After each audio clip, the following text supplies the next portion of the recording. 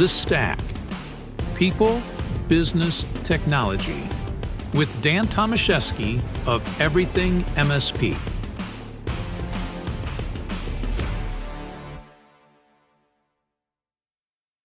Hello everybody, Dan Tomaszewski here with Everything MSP. Welcome to another episode, a special episode of The Stack. We are here live at Pax8 Beyond in Denver, Colorado. And I'm here with Andrew Phillips with ThreatLocker. How you doing today, brother? I'm doing awesome. It's good to be here. It's great to see you. This event is jam-packed. I know you're busy. I appreciate you taking some time away from the booth to talk to us. What's one thing you'd say that jumped out at you about this event so far? Yeah, this event's pretty impressive. It's one of the biggest this year, they said, and I see that firsthand. The MSP community is thriving and going strong. Absolutely. So, I almost feel weird asking this question, but, because everybody knows what ThreatLocker is, right? But the reason I ask it is you guys have evolved so much. So tell us about ThreatLocker. Yeah, so the core of ThreatLocker is making default deny a commonplace. Because, we wear these badges at these conferences, right. And this is just an example of allowlisting, which is the foundation of what really every organization should have. If you're running Windows, so many vulnerabilities that come out of Windows, and they patch Tuesday every month. Right. But with our allow listing, it's saying you need the right credentials to come into the environment. Yeah. If you don't have these credentials, you're simply not allowed in.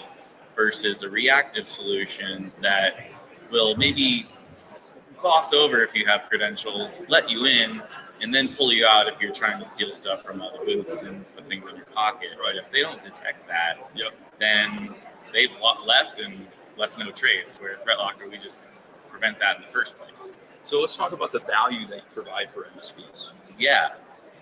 Well, it's really the peace of mind. I mean, I'm seeing so many current partners here, which is awesome to see some of the faces I've worked with over the years. And they're come up and we love it. It's saved us so many times. It definitely makes them sleep better at night, they say. So that is just, from a peace of mind standpoint.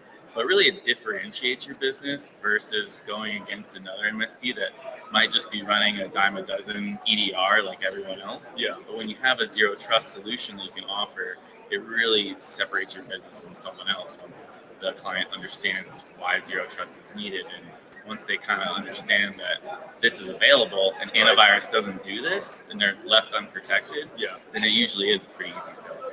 I mean, let's talk about a use case. You could tell one, or maybe we talk about like elevation.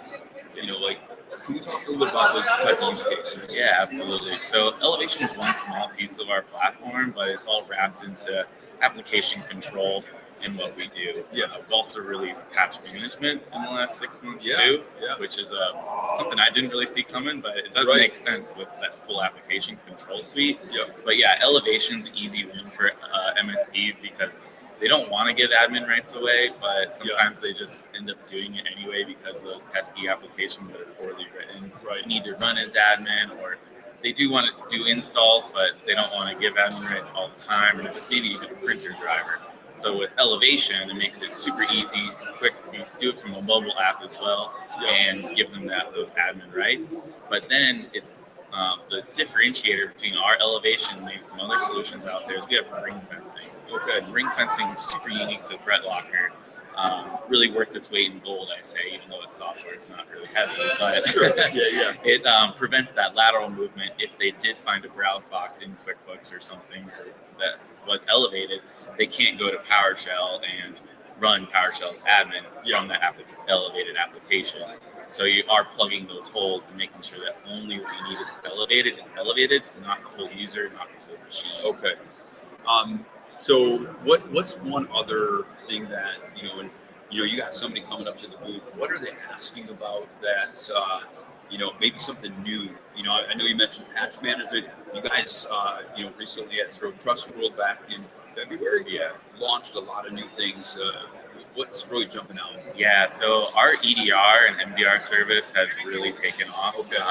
Our legacy partners that were on with us from early days when we just controls, those proactive controls, we're running another EDR, third-party EDR, and seeing that those alerts were going down to almost zero because ThreatLocker is that first primary protection, and the EDR takes a step back because the other EDR because it's only scanning what you trust through ThreatLocker. Okay. So their alerts go way down.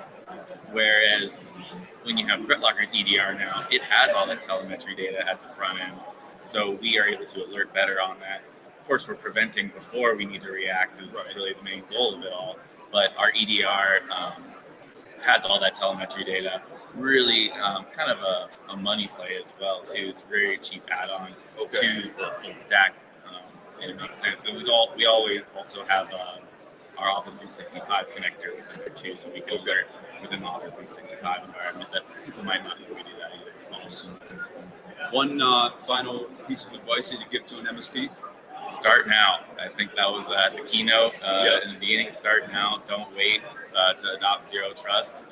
With the AI revolution that they keep saying is coming and is here, zero trust is needed more than ever to really eliminate the gray areas that a typical EDR antivirus will leave out and put in the right processes and access control that is needed for that gray area of what's good and bad. Define what it is and don't rely on another AI to prevent AI's next demise because you know that there's not a golden solution for that either. Excellent. Andrew, thank you very much for your time. Greatly appreciate it. And everybody have a great rest of your day, and we'll talk with you soon. Take care.